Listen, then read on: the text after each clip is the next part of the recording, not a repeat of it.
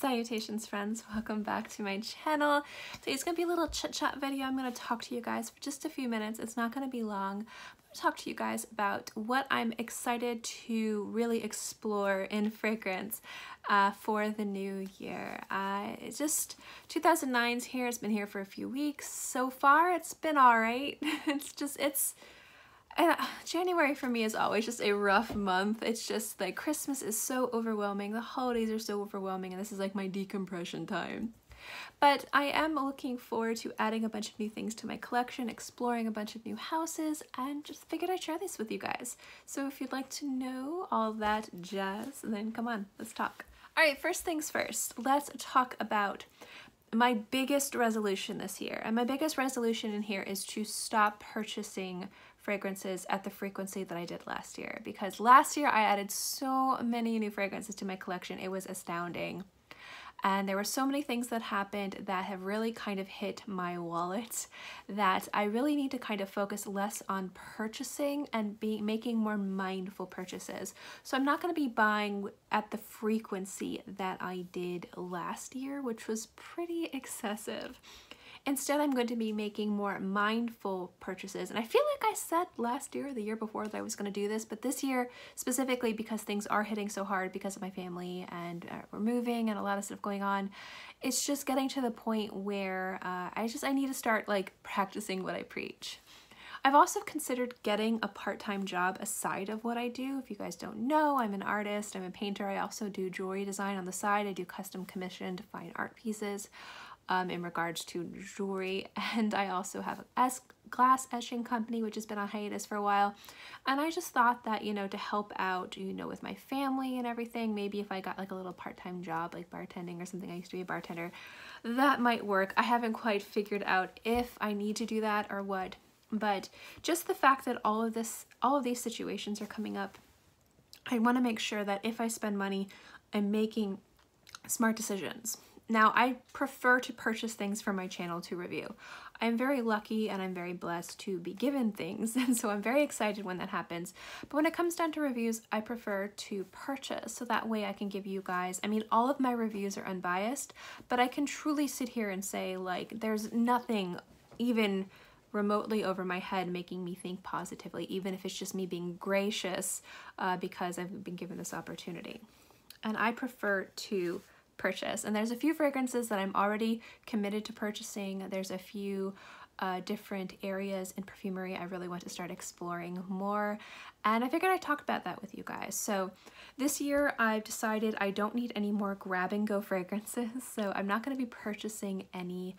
And if I do anything regarding grab and go, I'm probably going to be decluttering my collection. I have so many fragrances that are grab and go, and my definition of grab and go fragrances are fragrances I can wear anywhere. I can close my eyes, grab, and spritz, and I'd smell good no matter where I went. It's not so much like the artistic olfactive experience that I like to smell like. It's more of an appeasing, beautiful, I smell really nice and attractive, and I'm not going to offend anybody around me. I have so many fantastic scents like that in my collection. I thought maybe I should kind of peter it down and just really stick with the ones that I love the most and get rid of some of the ones that I don't wear that frequently so that other people can enjoy them. And also I don't need to purchase any more of them, so that will free up a little bit of money for the other area that I really want to explore. The biggest thing I really want to spend this year doing is exploring indie fragrance houses. I've had such amazing opportunities to try some amazing fragrances from some niche and luxury houses. I have a lot of fantastic things planned for you guys, but I really feel like I want to spend money and time and effort really just delving into and exploring the indie market. I think that that's something that the fragrance community needs, and I think that it's something that the indie houses deserve, and I think it would be fun and different. Now, I have nothing against channels who review the same fragrances, do the same list, because I feel like even though if you close your eyes, it's the same content, it's not. Everybody has their own unique experience, their own unique way of reviewing, and their tastes and what they think is worth it and not worth it. So you might have like 5 top 10 lists for spring, but each one of those lists are going to be different and diverse based on the reviewer that is doing those reviews and doing those videos. But my channel, I love doing those videos. You guys love those videos. I love reviewing fragrances for you guys, but I really kind of want to set myself apart, and I was trying to think of where I want this channel to go, what I really want to do with this channel, and how I want to make this channel a success for me. And numbers are fantastic, and I love seeing this channel grow. I don't think I'm ever going to have the numbers of anybody out there that's like crazy killing it, but for me personally, I think my idea of success is making an impact in the community.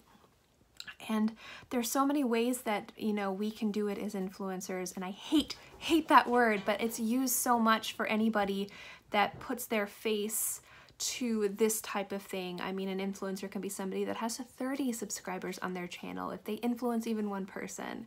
And I hate that terminology. I hate it. But to think about it, if I had to give myself, that term has been given to me by brands, by you guys to some degree. I hate it. But if I were to use this small amount of influence that I have, this teeny amount, to do good in the community, I think I would really just like to showcase indie brands and really just bring those artists, uplift that area, because they deserve it. Because I've tried so many indie fragrances, and there's so many more that I need to try out there. And I just feel like it's the area I really want to focus on this year. Partially because I'm interested in maybe in the future starting my own indie brand, but more so, even if that never happens, really just showcasing these people who, I wouldn't say that they're struggling. Some of them have amazing followings, fantastic fragrances that have a cult-like love, but they're not in the same league as some of these like established niche houses or luxury houses or things like that.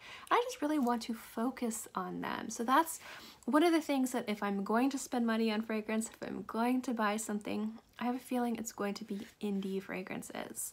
So that being said, if you guys have any recommendations of indie houses that I haven't talked about, or any of your favorite indie brands, let me know in the comment section below. I really want to start showcasing and just really just putting a spotlight on this amazing area within the fragrance community that I feel is underappreciated.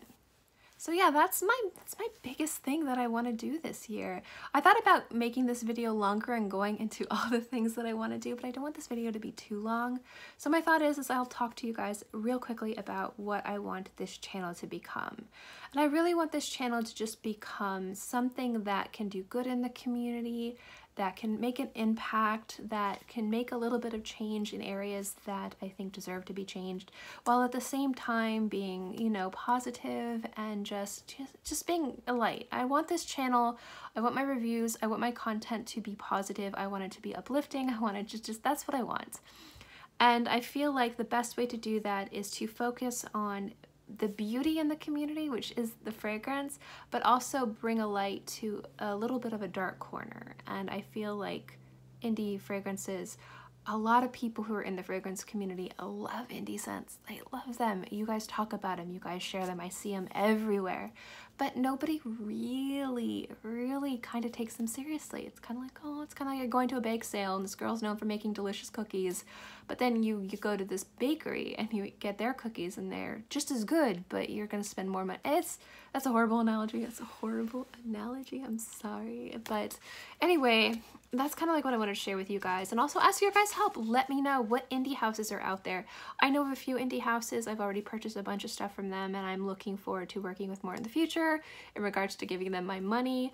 And because this year is going to be so tight, I want to make sure every penny counts when adding fragrances to my collection, and really I'm investing in my channel, and I really just want this year to be like the year of indie fragrances for my channel. Anyway, thank you guys so much for watching this video. I'm sorry it's so long and convoluted, but thank you so much. I hope you guys have a happy 2019, and I'll see you guys tomorrow.